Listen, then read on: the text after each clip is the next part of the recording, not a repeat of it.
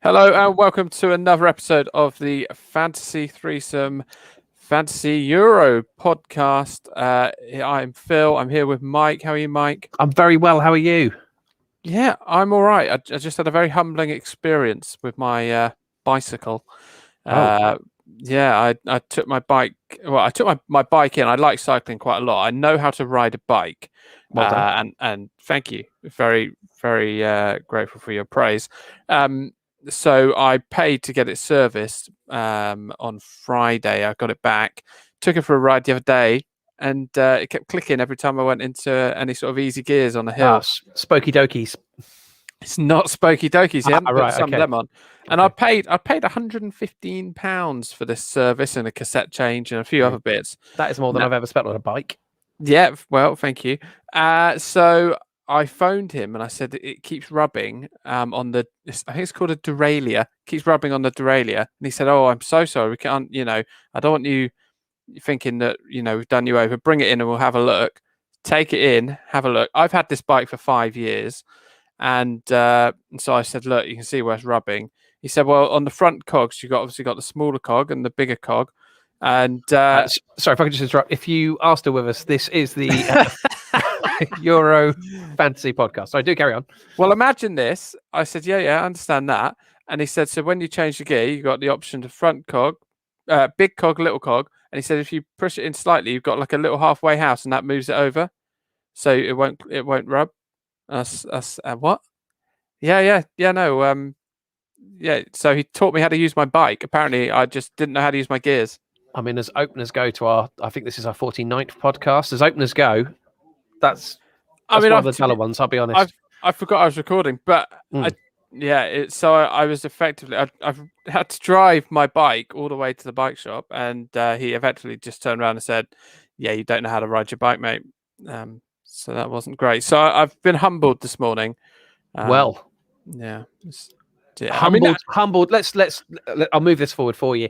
Humbled in the same way that I have been this week on Fantasy Euro 2020. I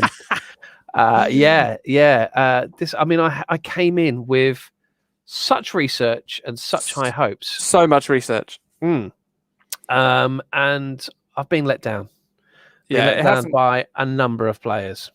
It hasn't gone unnoticed that last week's pod, which was full of good information, you did all the research for that. Me and Anne just sailed in, and we were ready to take your advice. And I took a little bit of your advice. But the scores aren't suggesting that your advice was that good. I think in my team I took some of those kind of little cheeky nuggets that I thought might help me, and they, on the whole, they haven't. I mean, if I talk you through my team quickly, yeah, sure. We should say at this time. Oh yeah, sorry, Anthony isn't here. He's in a training course about how to manage your time more efficiently. It was just ironic because he agreed to this recording session and has now not turned up. So that's correct. So he's not here, and also we are recording on Tuesday lunchtime, so we still have 2 games this evening to go. So you've got the Germany-France game and the Portugal game as well. Whoever they're playing Hungary. Hungary, of course, Hungary. Yeah. So Mike, talk us through it. Well, I mean, yeah, the keeper situation is symptomatic of my whole team, really. So I was torn. Do I play Unai Simon, who I'd had a little bit of a tip off was going to be starting for Spain over De Gea, and get a bit of an advantage there, or do I go for Szczesny? I mean, Szczesny, he's not going to concede 1, let alone 2 goals against Slovakia. Certainly not one of them being an own goal. Oh, yes, he is. So that went well. So I've got Simon sat on my bench with 6 points, who I cannot bring in because I've already activated my subs. On Szczesny, I was listening to the radio on my cycle home from work yesterday. I was listening to the game, and they said 2 tournaments ago he got sent off in the first game and didn't play again. Yes. The last tournament he got injured in the first game, didn't play again, and this tournament now he's scored no goal in the first game. Wow. Yeah, it's unlucky, isn't it? That's really unlucky. That is unlucky. Talking about unlucky, Cancelo, my biggest investment in defence, goes and gets COVID. Hmm. Disappointing. Again, can't sub him out because I've already activated my substitutions. So that's annoying. Rodriguez, lovely hair, but did nothing for Switzerland. And Vestergaard came on for Denmark. And we should probably just, like everyone's been and said and done it, but horrific stuff on Saturday afternoon with the Denmark game. Like genuinely moved me to tears. It was horrendous. And I'm just so pleased that he's pulled through. So pleased. It was horrendous. I mean, obviously, most people have said what needs to be said about it. I mean, I'm in a situation where I watch a lot of my games slightly behind because of the kids or getting dinner ready or putting kids to bed or whatever. So I was 20 minutes behind on that game and we were watching it with the kids. And you text me, didn't you? You said, I think Christian Eriksen's died in this game. And I figured you meant, he was having a stinker, and I messaged you back angrily saying, "Shut up! I'm recording it." You did. Yeah, and then obviously it all became clear what was going on, and thank goodness you showed me, because otherwise my children would have watched it. I haven't actually seen the footage, but obviously heard a lot about it. I'm just amazed that they would then. It's great news that he seems to be doing well. He's released a statement this morning saying he's feeling good. He's just having a few more checks, and he wants Denmark to go out and play well. But I cannot believe they played that game. Well, they gave them the two options, didn't they? To play later that evening or to play the following day. And neither of those should have been options. We've got 2 days at the end of these group stages, the Thursday and the Friday night. I know because they're blocked out of my calendar as dull nights. They could have been played on one of those nights. I thought it was absolutely outrageous that those are the only two options presented to them, and it should have been taken out of the players' hands. But hey, and UEFA, because of COVID, have kind of put in an infrastructure so if there's a COVID outbreak, there can be a 48-hour delay on a game. So if they can do it for COVID, surely common sense says you can do it for this situation, which was obviously life and death. It just horrendous. And, you can't really, football doesn't matter. I don't think Danish, team really could, there's no way you could play after that. And to be fair, the Finnish team as well. Absolutely. Yeah. So your team, go on. Well, I was fortunate enough to have Vestergaard come off the bench for 1 point, and I had Wind, who started up front with real gusto. But you started Wind up front. But sadly, well, actually, I didn't start Wind up front. I played Calhanoglu, didn't I? Of course I did. On the French game, which is where I was like, well, this has been a disaster. Sorry, not the French game, the Italian game. This has been a disaster. I'll be subbing him out, and I'll be bringing in Wind. Anyway, insert your own pun there. I think you thought it would be a breeze, but there we go. Yeah, there we go. Very good, very good. Midfield, Ferran Torres yesterday, Spain did everything but score. 85% possession. Couple of players have emerged from that, and we can talk about that in a bit, but a couple of players have emerged from that I like the look of. Malinovsky got me 5 points. So that was one of my tips that people bring him in for the Ukraine. So he got me 5. Alaba got me 5 as well for Austria. Zielinski, again, more Poland. Disappointing times. Ronaldo's my captain. So my hopes are pinned on him tonight. And Lukaku, I was really chuffed to see that I'd got 10 points for him. Less chuffed to see that pretty much everyone else in my league had captained him. But so was Ronaldo your captain originally, or did no? You set So I did my cheeky tip that I suggested last week, where I had Calhanoglu for Turkey as my captain, but you can change the captain after that game. So changed it to Ronaldo. We'll see what happens there. But you didn't change it to Lukaku. No, I changed it to Ronaldo. Thank you. But you could have changed it to Lukaku and then changed it to Ronaldo. That didn't work. No, you can't keep doing that, can you? That's what everyone's doing. Yeah. No, are they? So you can effectively have 5 different captains in a game week if you want. Is that actually the case? That's what people are doing. It's not what I've done, but that is what people are doing. Right. Well, there you go, folks. So if you're like me, you've missed a trick there. get on it week 2. Yeah, I mean, it says if your captain doesn't score as highly as you'd like, you have the option to switch to another player who is in action on a later day within the match day. In fact, because match days are spread across several days, you can switch your captain several times, giving you the chance to double a Wow. score on a different player. So, yeah, I was surprised you didn't have Lukaku That's after your annoying. guy failed. That is annoying. Okay, well, never mind. Yeah, good. So how many points are you on? I'm sat on 25 points with That one is- player to play. After the season you've had in normal FPL, you could have really done with a pick-me-up. Yeah, I could. Yeah, not the best. What about you, Phil? Not amazing, but better than that. Okay. You know, I think that's what most people could say. To be honest, Yeah. I'm on 53 points. Oh my good grief! I've got Ronaldo to play, but he's not my captain. I had like a lot of people, I had Herdecki on the bench, but I'd already the Finnish goalkeeper. Okay. Who saved a penalty from what was an outrageous dive from I think it was Poulsen for Denmark. But I had Donnarumma in goal, so I kept him in. Berardi I bought in, and Insigne was my captain. And Italy look incredible. So far, they're the only team who have really, really impressed me. Obviously tonight, France, Germany, Portugal, maybe even Hungary might impress me. But yeah, Italy were incredible. Zielinski, I actually listened to you. That backfired. 2 points. Sorry about that. That's all right. We'll make mistakes. Might do it again. Depay, 2 points. Ferran Torres, yeah, I fell for that. However, Pau Torres in defence, little 4.5 million starting defender for Spain, 6 points. Nice. I had Kjær for Denmark, who doesn't get points for saving someone's life, but should do. So he got me 2 points, and I could have switched him out at that point, but out of pure sort of solidarity to him for what he did, I kept him in and kept the 2 points.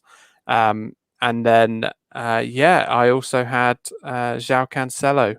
So all my defenders on my bench got 0 points. I had Wijndal, who came on and then conceded 2. So he ended up on 0. And Alioski also ended up on 0. So Cancelo won't even get subbed out. So 53 with Ronaldo to play. Antony's doing very well, which is a shame because after the first night when all 3 of my Italy players got me points, I was sending him dogged abuse. But Antony's on 58. He's all out. He hasn't got any players left to play. He captained Lukaku in the end. He had Insigne, Wijnaldum, and Blind and Donnarumma getting points. So that's an update on us 3. So players that have stood out to you then, Mike, so far, that maybe you've been surprised, or teams, in fact. Yeah, I mean, look, Italy obviously impressed on the opening night. Insigne, not only did they get him there by the little car, they brought him out in his little car, didn't they? Which was nice. They did, yeah, nice. Before kickoff. I thought he looked decent. It was a good team performance without anybody looking spectacular. I think that's the difficult thing in terms of who you bring in. I have brought Insigne in. Newsflash, I've played my wild card. I've made quite a few transfers, 8 transfers, I think, so far. And I have brought Insigne in. But of the other options, I'm really not sure. There's nobody that stands out in terms of outfield players. I know you had Berardi, but... Yeah, but Chiesa might start the next game. We just don't know. And with the wild card, did you go for the just a normal wild card or the one where you can max out and spend what you want? No, I'm definitely saving my my unlimited or limitless. I'm saving it until the final. That's a definite. We'll see what happens. It's very tricky, isn't it, to know what to do with these chips, because it makes sense to play your limitless one now, this week, in a way, because you are most likely to have top players playing weaker sides in round 2 than you are in any of the knockout stages. You're also, if you saved it for round 3, you're then at a stage where some teams might have already qualified and might rest players.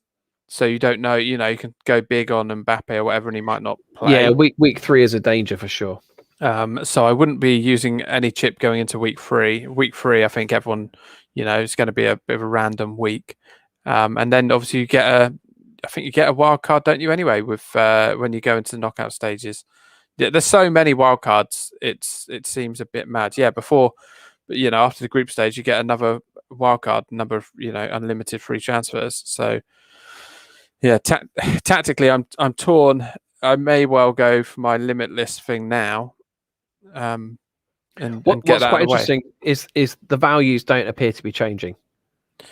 Maybe not. And I think if they do, it'll be a tiny amount. I don't think it fluctuates that much like in FPL, to be honest.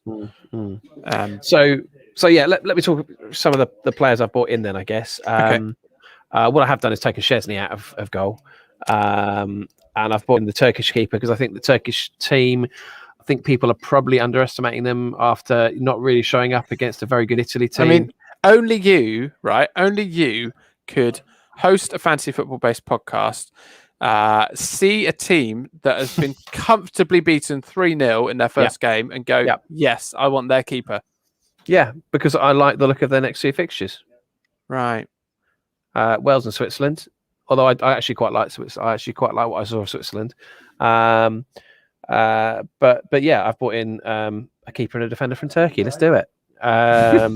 So yeah. Other players that I've bought in I mean Golovin, I think I flagged up for Russia. I flagged him up last week, so I've now bought him in. Olmo. Oh, hello there. It's Olmo. For Spain. That's meant to be Elmo. In case it wasn't clear of Sesame Street. It was borderline disturbing. Okay. But yeah, Olmo, I liked the look of him last night. Dumfries for Holland. I mentioned him again last week. Like, I didn't have him in my team. Yeah. And I'm sort of glad I didn't really. Oh, no, he scored. I'm disappointed I didn't. But I've brought him in now because he was like their furthest forward player. Yeah. Like throughout the whole of the game. If you look at the heat map, he's their furthest forward player and he's their right back. So yeah, definitely brought him in. Another player I really like the look of was Isaac for Sweden last night. Now I know that. Yeah, he looked very good. It's a classic thing they say about tall people, but he was good with his feet, wasn't he? Good for a big man. Yeah, good feet for a big man. No, I really like the look of him. And Slovakia up next to Sweden, followed by an out of sorts Poland. Yeah. I mean, so yeah, I think that I've bought him in, Isaac. And how much was Isaac? Because I was looking at 8.5. Tad steep. It is. And then I've just bought in Tyrone Mings because I didn't expect him to start, and he did, and he's 4.5.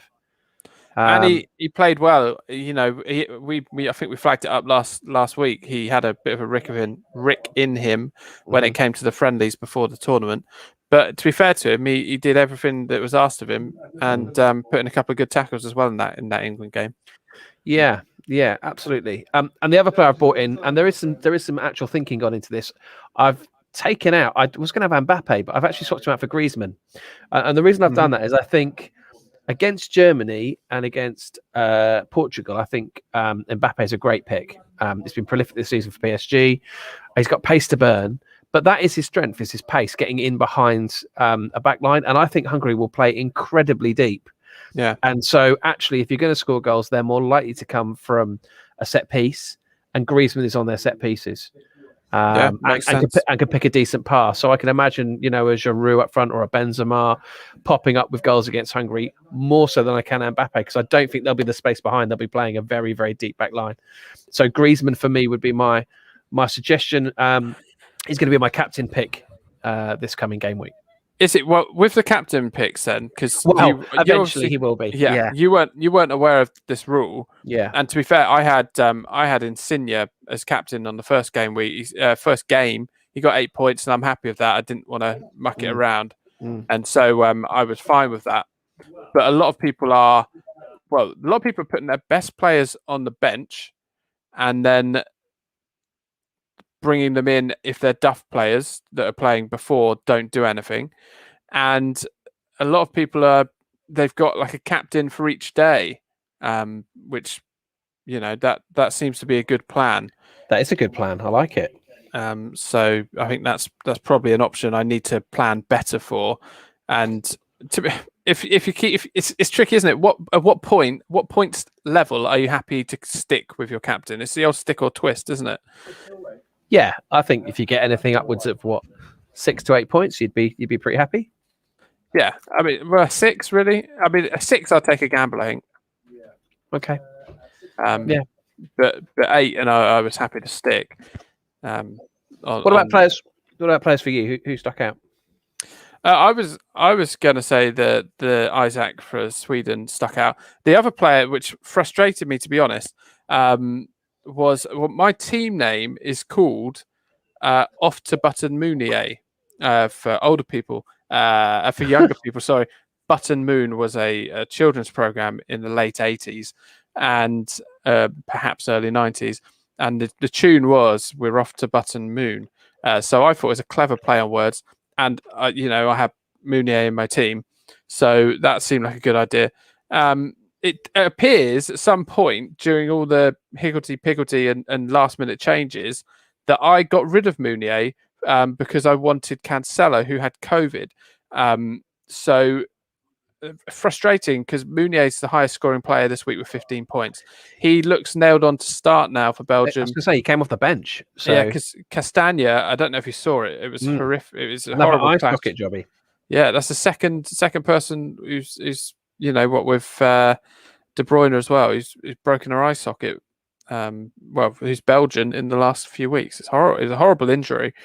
But yeah, so Meunier looks nailed on to start. 5.5 million. Cancelo isn't playing, so I'll probably be going to Meunier. They've got Denmark next. He looks handy. At the moment, I've got Digne. I don't know whether he's going to start for France, so I'm waiting to see how he fares today. Obviously, a wild card's been activated, so I can transfer in and out as I see fit. Another player who really stood out for me was Holy Schick. With his double against Scotland.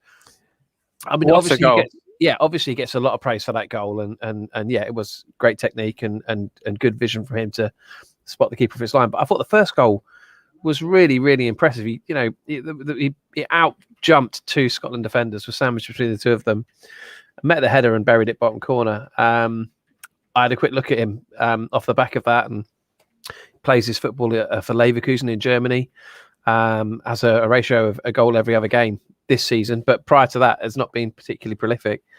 But yeah, I mean they play Croatia next. I don't know whether he's worth a look at the 8 million. Him and Embolo as well for Switzerland, who has good form in terms of tournaments past. And another one at 8 million that might be worth a look. Yeah, if you're not going for your unlimited max out one, either of those would maybe facilitate 2 other big name strikers, wouldn't they? Yeah. I mean, what about you? Anybody else stand out for you? Well, I quite liked, even though they didn't win, I quite liked Linetti for Poland. Yep. Okay. I was listening to it, so I haven't seen the whole game. I only saw highlights, but Linetti was getting heaps of praise. Spain is a tricky fixture. But he's 6.5 million. He did get 7 points this week, and the other one perhaps would be Holland's Weghorst, who came on. He got 6. Well, he didn't come on. I think he started. He got 6 points. So that's a very cheap forward for a team who have got Austria and North Macedonia next. He's only owned by 1% of players. You would think he'd play in that 3rd game week as a starter as well instead of Depay. Well, he played with Depay the other day, and 3 million cheaper than Depay. He looked all right, actually. I thought he looked all right. I really liked tricky again, a player with a tricky fixture coming up, but Austria play the Netherlands, and Liner for them cruise through that game. Absolutely cruise through that game. That's a pun, in case. I'm very much aware. I just try not to rise to it. No, fair enough. But no, he did. I thought he was excellent. Again, very, very advanced in terms of his positioning, and for a defender, I like the look of him. Talking of advanced defenders and absolute legends, there is no one I would want more to captain my country. Chiellini. I mean, He Yeah. played. He played the amount of times he was in the box, not anywhere near a set play. He was just getting in the box. He's 6 million. He's steep. Italy look good. They've got good fixtures coming up, and he's just. I mean, he's just a legend of a man, isn't he? I think all Italians look good either in an Armani suit or a Roman emperor's costume. He is very much the latter. Oh yeah, I mean, you could imagine. I mean, I've been to Italy a number of times. There's a lot of statues floating around. Most of them look like Chiellini. They're not True. of him, but he's very much of the era. He's got a very Roman nose, as our granddad once said to you. Roman here, there, and everywhere. Thank you. And yeah, if I didn't already have 3 Italy players, I would maybe get in on Chiellini. I mean, certainly when it comes to knockout stages, which it looks like Italy will get through to, I would be bringing him in because you're allowed I think you're allowed another one now when it gets to knockout stages. So go big on Italy. I mean, obviously there's a bit of an unknown tonight with France and Germany. France, I think we mentioned last week, they tend to either do really well at a tournament or you get them bickering. And it was nice to see that after their friendlies, Giroud came out and said, Mbappe doesn't pass to me. And then Mbappe, in a press conference, has now reacted and said, I don't know why he said that. He should be coming out in public and saying that. So, Oh, really? Yeah. So the bickering has started in France. Excellent. So, yeah, we don't know what's going to happen with France. They're hit and miss, aren't they, in tournaments? Do you remember? I think they lost to Senegal in the opening game of 2000, Euro 2000, maybe. Yeah. Senegal weren't in Euro 2000 because they're very much not in Europe. And Ant would love that one. Ant would very much think that Senegal was in Europe. But maybe it was it France 98 then, the opening game? No, anyway, France 98, the opening game was well, it might have been in France, Brazil. Scotland, Brazil. Yeah, I remember because I had the day off school ill, which was convenient. Oh wow. So yeah, I mean, I don't think my middle school teachers will be listening, so I think it's all right. Yeah. So my big tips are Chiellini because I haven't seen him in many teams. Isaac because he looked very handy. And whoever the other was that I said to, I've now forgotten. Oh, Linetti. Okay. Yeah, I mean, again, of Italy, is it Spinazzola? Oh, yeah, lovely name. Yeah. Yeah, I quite Lovely look at him. And I didn't really like the look of him, but I just need to talk about Timber because of the song? No, because he goes down quite easy. Oh, okay. Timber! Yeah. Okay. Yeah. Cool. Yeah. My kids really like the song Timber, which it's probably passed you by that one. What would be in your age? Yeah. I mean, to be honest, he felt like a bit of a passenger in the Dutch team. Just felt like they were all carrying a bit of timber. But hey, there we go. Brilliant. I've got nothing else. What about? So I've seen, and whether it's just English fans trying to rile Scottish fans, I've seen a lot of people saying they're going limitless and going triple England. Is that sort of a tactic you'd employ? No, I don't think it is. I'm kind of leaving England in the hole. I'm leaving them out of it. That double jeopardy of England losing and my fantasy football team, failing as a result of that is too crushing for me. So I tend to try and keep those things separate in the same way that I didn't really like having Bournemouth players in my fantasy football team when that was an option. So I won't be going triple England, and also they will raise their game, Scotland, and they will dig in. And I don't think it's going to be an absolute whitewash. I think we win, but I don't think it'll be a whitewash. And I wouldn't be surprised if Southgate changes it up again. So I think he's made it pretty clear this isn't going to be a tournament that's going to be based on continuity. Yeah. He's going to be looking at the opposition, and because if it was, I'd have Trippier in there because he's on all the set pieces. But I wouldn't be surprised to see someone like Chilwell or Shaw come in for him. Scotland weren't terrible yesterday. They had a number of chances that they, had one of them gone away, it would have been a completely different game. David Marshall, I don't know. I mean, which is also the name of my father-in-law. He went for a wander, and I mean, it was an excellent finish. It's ironic because your father-in-law is a postman. He's always wandering around. Yeah, indeed. And the amount of memes that have been made with David Marshall, superimposed into various things is well worth looking up if you get a spare moment. The Spider-Man one wins for me. Yeah, that was good, and it was quick. It wasn't a copy of everyone else. Yeah. So that was nice to see. But I think Scotland will pose England a problem. Calvin Phillips was excellent, and he 5.5 million. I think he might only be 5 million actually. Wow.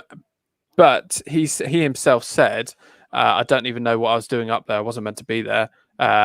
So it's not like he's been told to be pushing on, but he's been told more than Declan Rice. He's got a bit more freedom. So if you need a budget midfielder or maybe a bench midfielder who is going to play, I think Calvin Phillips is undroppable for the second game. Yeah.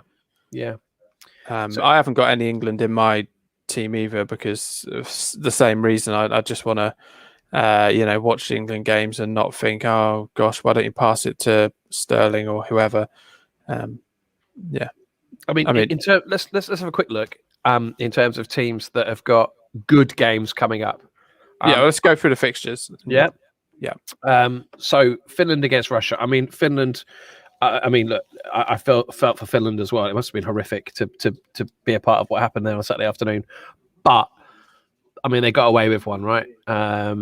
It was, I mean, like as we said, the game shouldn't have been played, and I don't think either. To be fair to Finland, I don't think either team would have been in the right frame of mind. No. Not just the Danish team.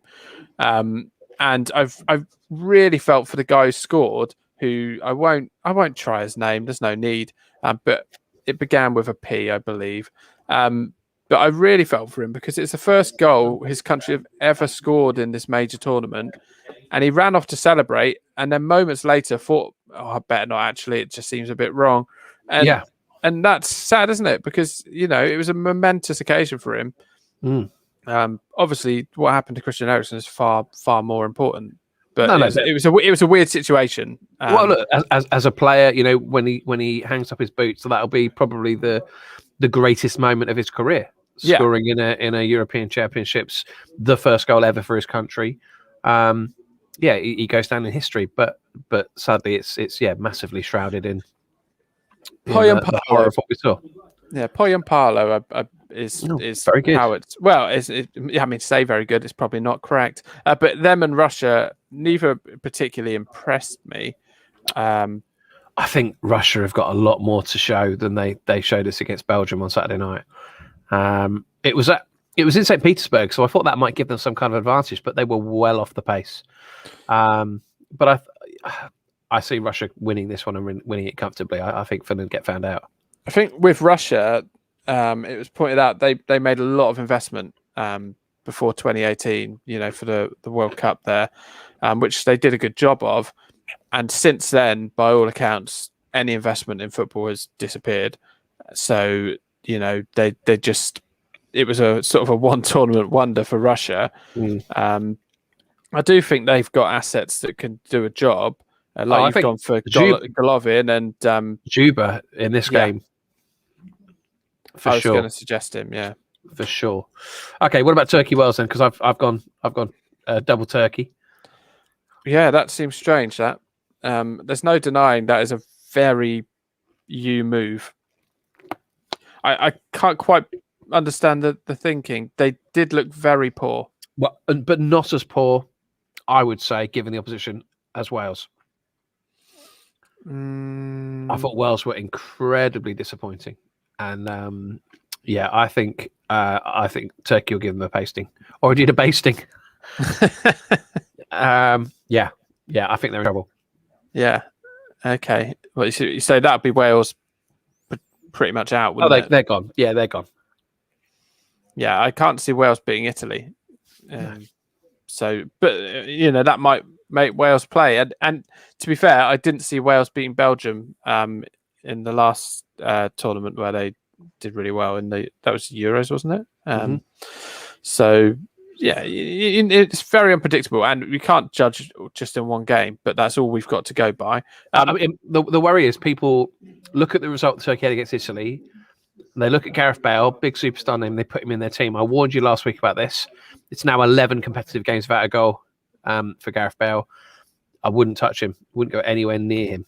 But and given the fact that they play Italy the following week, so yeah, I would leave Bale well alone. What if you had the limitless thing? You wouldn't fancy him then? Nope. Okay. No. Then it's Italy, Switzerland. Now I think this is going to be closer than people think. I think people have got very excited about Italy, and rightly so. They played ever so well. I got my flag out. Did you? Yeah. Oh, very good. Yeah, I think people got very excited about Italy. I'm not so sure moving into the tournament as they play better opposition. That, yeah, I don't know. And I really actually like the look of Switzerland. I thought they were very unfortunate to only take a point against Wales. And Bodo up front, like I say, looked very, very good. And actually, they had another lad who came on in the second half for Switzerland, who actually was probably their man of the match. And I'm going to try and find him now. I'll let you think of his name whilst I suggest that Donnarumma is a tournament keeper. No, I mean literally he is a keeper. But by that I mean keep him for the whole tournament. You don't need to be mucking around with that position. For me, absolutely. He's a safe pair of hands, isn't he? And he's an absolute giant. So yeah, Donnarumma and probably Insigne at his price. I wouldn't be budging on either of those moving forward. I'd keep both. On Thursday, we got Ukraine, North Macedonia. Ukraine almost came back, didn't they, against the Netherlands? They did. Yeah. My man Maniewski got a point. Got an assist. So I was happy with that. As did Nathan Ake after coming on. He did. Zinchenko actually for Ukraine was playing in a much more advanced role than you see him play for Man City. Oh, he does. Yeah, he plays in midfield for Ukraine. And was actually at the heart of most of their good play. So you might want to look at Zinchenko in terms of options. I'll just tell you how much North Macedonia. North Macedonia.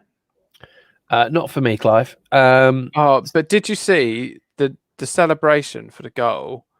Was just a wonderful thing from Pandev, where it was a double knee slide. I mean, it's rare you see a single knee slide without someone wrecking their kneecap. It's a double knee slide, but as the knee slide was ending, he then kind of thrust his chest from left to right like an excited child, which for a man of his age was, it was lovely to see. Yeah, he's 6.5 million. 6.5 million, mate, up front. Yeah, no, not for me, Clive. No. Very similar hairline to me if I was to cut my hair. Okay. Yeah, no, that shouldn't be a reason for any listener to pick. I found him. Sorry, Gavranovic, who looked like a cliched Swiss entry at the Eurovision Song Contest.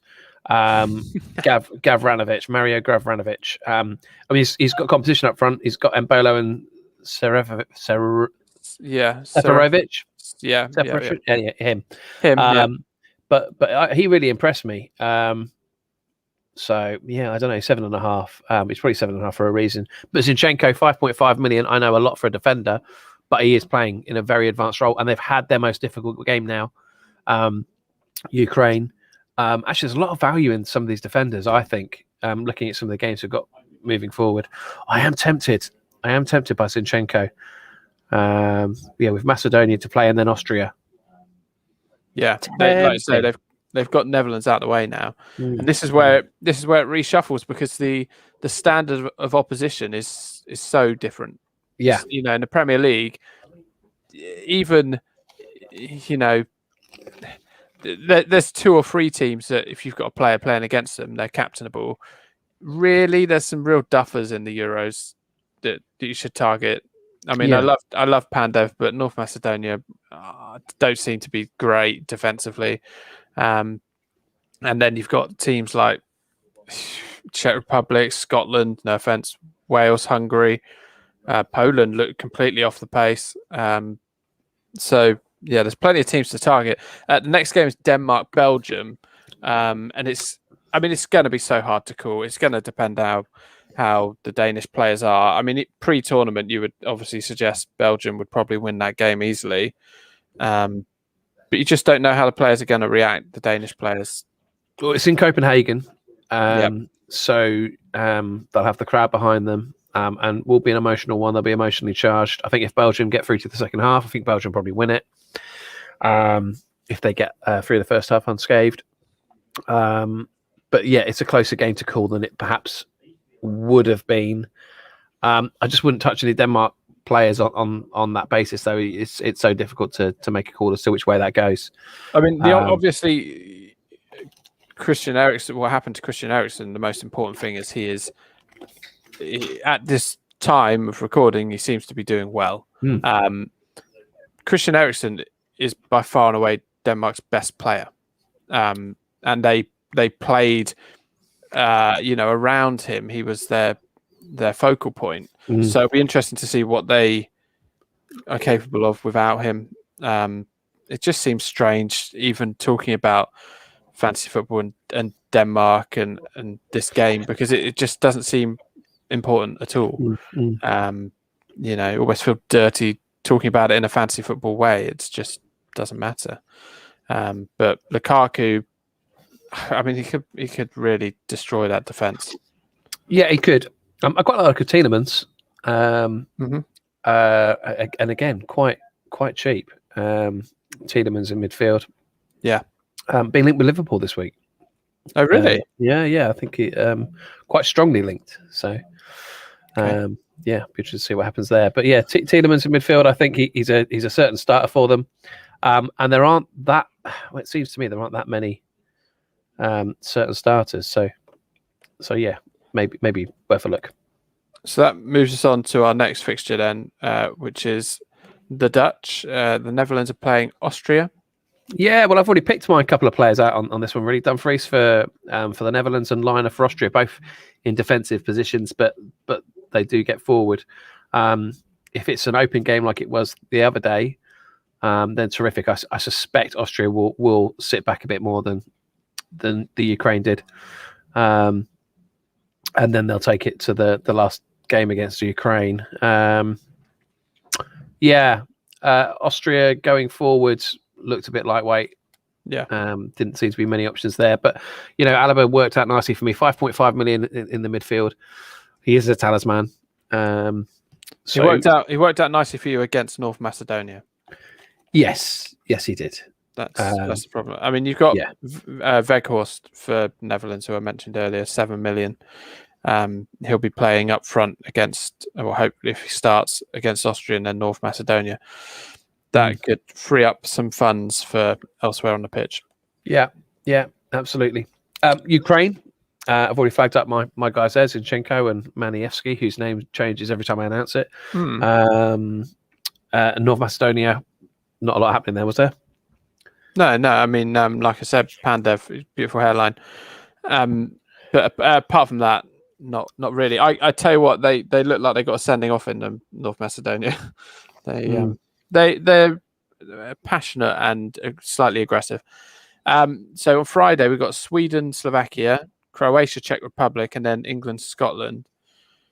Sweden, Slovakia. You very close game. You beautifully just glossed over the fact there that I just went back 2 fixtures. I ignored you because I assumed you weren't listening. I assume, as ever, you weren't listening to me. We have already covered that game. No, I'm very grateful for you. And I've raised it. But very sweet of you just to let me ramble on about a game we've already talked about. I mean, if it was Anthony, I would have really dug in on him a bit. But as it's you and you're trying to eat your lunch, I am sorry. I'll let you get on with it. I did hear you place your lunch order with a colleague.